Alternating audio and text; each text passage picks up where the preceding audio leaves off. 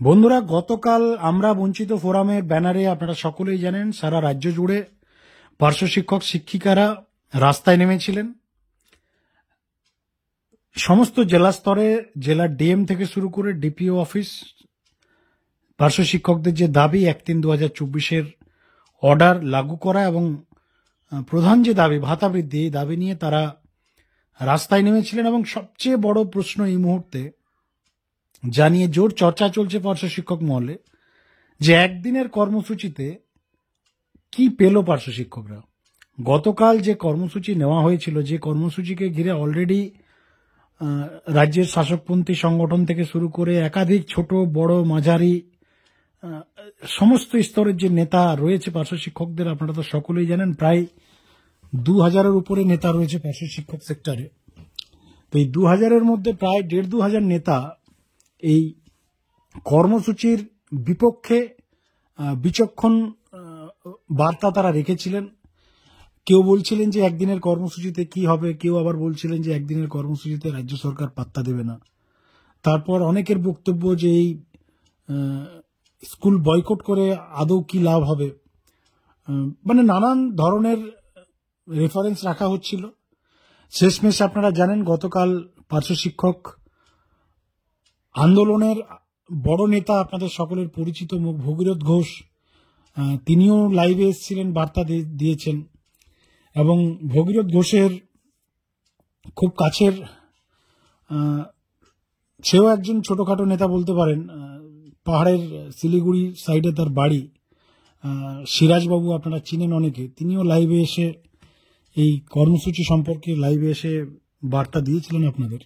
তো শেষমেশ আমরা যা দেখলাম গতকালকের কর্মসূচিতে, এবং সর্বশেষ যে প্রশ্ন আপনাদের সকলের মনে যে আলটিমেটলি লাভটা কি হলো, কি পেল পার্শ্ব শিক্ষকরা। গতকালকের সারা রাজ্য জুড়ে বিভিন্ন জেলার ডিএম ডেপুটেশন প্লাস বয়কটে কি লাভ হলো, লাভের লাভটা কি হলো বন্ধুরা, এই বিষয় নিয়ে আজকের আমাদের আলোচনা। দেখুন, প্রথমে আমরা যদি ভগীরথ ঘোষের বক্তব্যে আসি, তিনি লাইভে এসে বলেছেন যে কর্মসূচি নেওয়া হয়েছিল আমাকে কোনো অফিসিয়াল ভাবে জানায়নি যারা এই কর্মসূচির উদ্যোক্তা ছিলেন। তবুও আমি আমার এলাকায় এই কর্মসূচি আমরা পালন করেছি। কিন্তু তারপরেও তিনি কিছু নেগেটিভ বার্তা দিয়েছেন। তার বক্তব্য যে সমস্ত জেলায় নাকি ডেপুটেশন হয়নি, তার কাছে খবর আছে, প্লাস যেভাবে হওয়া উচিত ছিল সেইভাবে হয়নি। তো দেখুন, এখানে ভগীরথ ঘোষ মহাশয়, পার্শ্ব শিক্ষকরা তাকে হয়তো ভুলে গেছে বা তার নিজস্ব কোনো সংগঠন নেই, সেটাও আপনারা জানেন, অর্থাৎ রেজিস্টার্ড কোনো সংগঠন নেই। ঐক্যমঞ্চের আহ্বায়ক ছিলেন এক সময়, কিন্তু বর্তমানে ঐক্যমঞ্চে কোনো সংগঠনই নেই, কারণ ঐক্যমঞ্চের যে সংগঠনগুলো ছিল তারা এই মুহূর্তে সবাই ছন্নছাড়া হয়ে আবার নতুন করে তারা আমরা বঞ্চিত ফোরামে ট্যাগ হয়েছেন, এবং যারা রেজিস্টার্ড সংগঠন তারাই রয়েছেন। অর্থাৎ ঐক্যমঞ্চে ভগীরথ ঘোষের যে একটা ভূমিকা ছিল আহ্বায়ক হিসেবে, বর্তমান সময়ে রেজিস্টার্ড সংগঠনের নেতারা বুঝতে পেরেছেন যে আমাদের আর কোনো আহ্বায়কের দরকার নেই, আমরা নিজেরাই সমস্ত কিছু মেনটেন করব। এবং তারা তাদের যে কর্মসূচি, সে 6 ডিসেম্বরের কর্মসূচি থেকে শুরু করে গতকালকের যে কর্মসূচি, তারা মোটামুটি তাদের রাস্তাতে ঠিকঠাকভাবে এগিয়ে চলেছে। ভগীরথ ঘোষের যদি আপনারা গ্রাফ দেখেন, দেখুন বর্তমানে তার নিজস্ব কোনো সংগঠন নেই, তবে হ্যাঁ ফ্যান ফলোয়ার রয়েছে। তার যেহেতু একটু পরিচিতি পেয়েছিল, আপনারা সকলে জানেন 2019 সালের আন্দোলনে, ফেস ভ্যালু আছে, চীনে সবাই তার ডাকে মোটামুটি 2-5 প্যারাটিচার মোটামুটি এখানে সেখানে আসবে আর কি, তার কথা শোনে অনেকে, সেই জায়গাটা তার রয়েছে পার্শ্ব শিক্ষক সমাজে। তো তিনি তার মতো করে কর্মসূচি পালন করেছেন। আরো শাসকপন্থী ছাড়া প্রায় সকলেই কর্মসূচির বার্তা যেই তারা দিক না কেন, কিন্তু কর্মসূচি নৈতিক সমর্থন সবারই ছিল। কিন্তু সর্বশেষ বন্ধুরা আপনাদের জানিয়ে রাখি, এই কর্মসূচিতে দেখুন শাসকপন্থী সংগঠনের বক্তব্য অনুযায়ী যদি আমরা বিশ্লেষণ করি, তারা বলছে একদিনের কর্মসূচি, আবার এমন দিনে কর্মসূচির ডেট রাখা হয়েছে যেদিন রাজ্যের মুখ্যমন্ত্রী নবান্নে পলিটিক্যাল প্রোগ্রামে ব্যস্ত। কিভাবে তার কাছে বার্তা যাবে?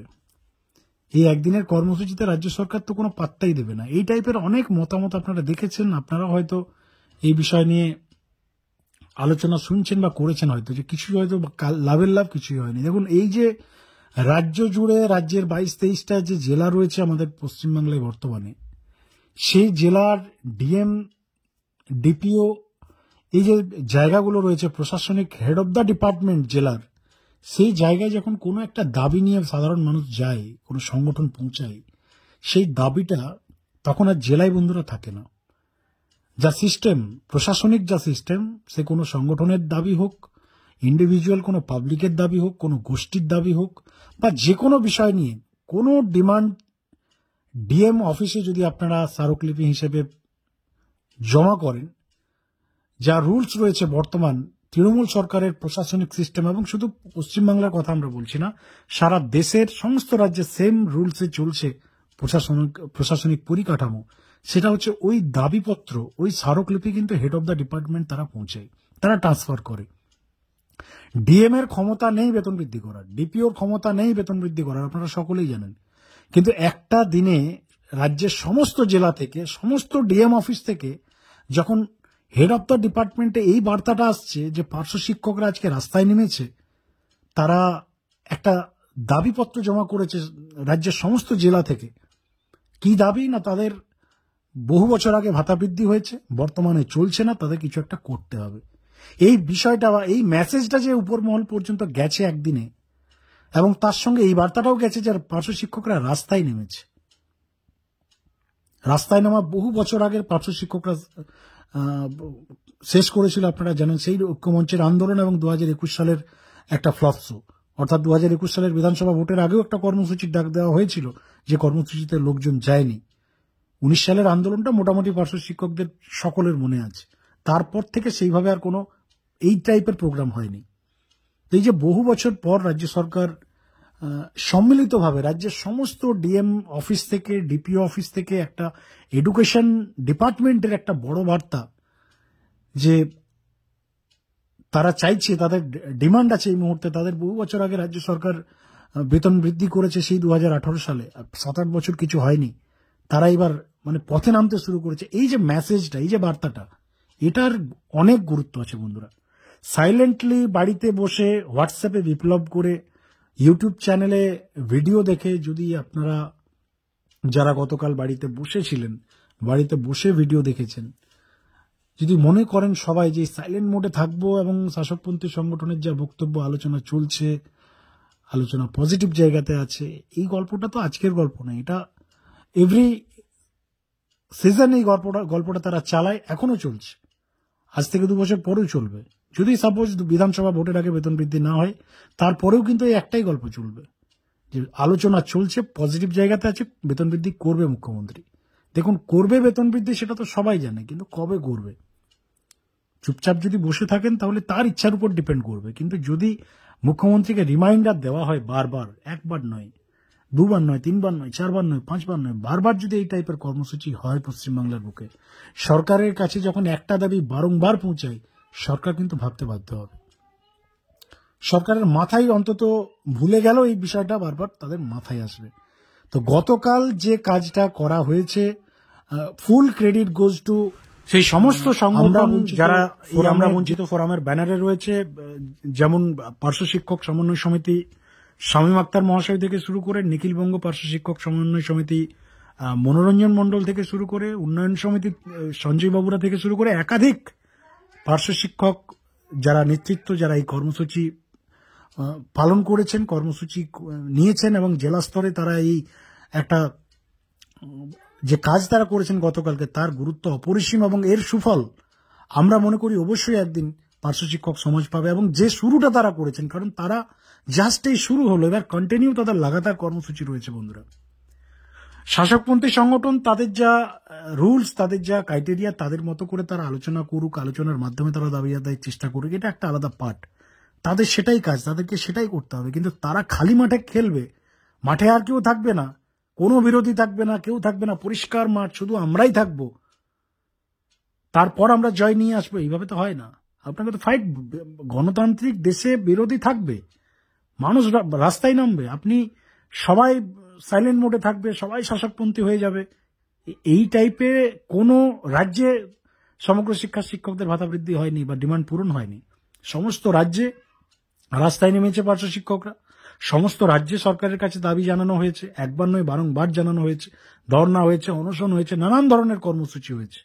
এবং আপনারা জানেন শেষমেশ পশ্চিমবাংলার পার্শ্ববর্তী রাজ্য ঝাড়খণ্ড থেকে শুরু করে আসাম, ত্রিপুরা থেকে শুরু করে দিল্লি, বিহার, হরিয়ানা, পাঞ্জাব, ইউপি, সমস্ত রাজ্যে আজ অনেক পজিটিভ জায়গায়, অ্যাটলিস্ট পশ্চিমবঙ্গের থেকে বেটার জায়গায় রয়েছে পার্শ্ব শিক্ষকরা। আমাদের চ্যানেলেই বহু রাজ্যের যারা শিক্ষক নেতা যেভাবে তারা দাবি আদায় করেছে তাদের রাজ্যে, সেই বিষয় নিয়ে তারা আমাদের চ্যানেলে অলরেডি অনেক সাক্ষাৎকার রয়েছে। আমাদের পুরোনো ভিডিও যদি আপনারা দেখে থাকেন দেখবেন প্রায় বহু রাজ্যের সাক্ষাৎকার আমরা নিয়েছি সেই সমস্ত রাজ্যের পার্শ্ব শিক্ষকদের। তো বন্ধুরা, আমাদের যা প্রেডিকশন, আমাদের যা সার্ভে, গতকালকের যে কর্মসূচি 100% সফল হয়েছে এবং সেই কর্মসূচির যে বার্তা রাজ্যের সুপ্রিমো, রাজ্যের মুখ্যমন্ত্রী মমতা বন্দ্যোপাধ্যায়ের কাছে পৌঁছেছে। দেখুন, গতকাল নেতাজি ইন্ডোর স্টেডিয়ামে প্রোগ্রাম ছিল রাজ্যের, কিন্তু ফলো আপ করেন মুখ্যমন্ত্রী। গতকালকে কি হয়েছে রাজ্য স্তরে, কোথায় কি হয়েছে না হয়েছে, আপনারা যদি মনে করেন যে মুখ্যমন্ত্রীর কাছে রিপোর্ট যাবে না, রিপোর্ট যাবে। তার একটা দপ্তর আছে, সেই দপ্তরে তিনি বসেন এবং সেই দপ্তরে এই সমস্ত জেলার রিপোর্ট পৌঁছায়। সেই দপ্তরে আধিকারিক রয়েছে, অফিসার রয়েছে সমস্ত জায়গাতে, তারা সেই সমস্ত রিপোর্টিং নিয়ে কনসাল্ট হয়, ডিসকাশন হয়।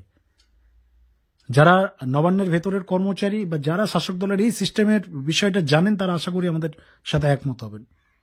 যে কর্মসূচি গতকাল নেওয়া হয়েছে 100% সফল হয়েছে এবং আমরা মনে করি এই কর্মসূচি অনেকটা অক্সিজেন যোগাবে পার্শ্ব শিক্ষকদের আগামী দিনে ভাতা বৃদ্ধির দাবি ফুলফিল করতে। বন্ধুরা, আপনাদের কি মনে হয়, মতামত আপনারা অবশ্যই লিখে জানান আমাদের কমেন্ট সেকশনে, এবং চ্যানেলে নতুন থাকলে অবশ্যই যদি প্রয়োজন মনে করেন, আমরা কাউকে কোনোভাবে রিকোয়েস্ট করছি না, পোষালে সাবস্ক্রাইব করবেন, না পোষালে সম্পূর্ণ আপনাদের ইচ্ছা। ধন্যবাদ।